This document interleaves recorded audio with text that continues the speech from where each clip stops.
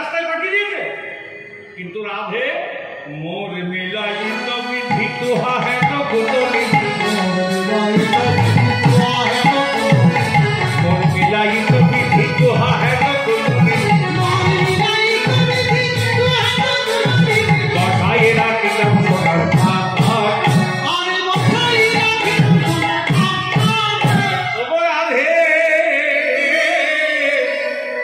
বিধাতা যদি তোমার ধনে আমায় দিত, আমি এমন করে ঘরের বাহির হইতে দিতাম না, সোনার সিংহাসনে বসাই রেখে আমি চূড়ার ফুল করলে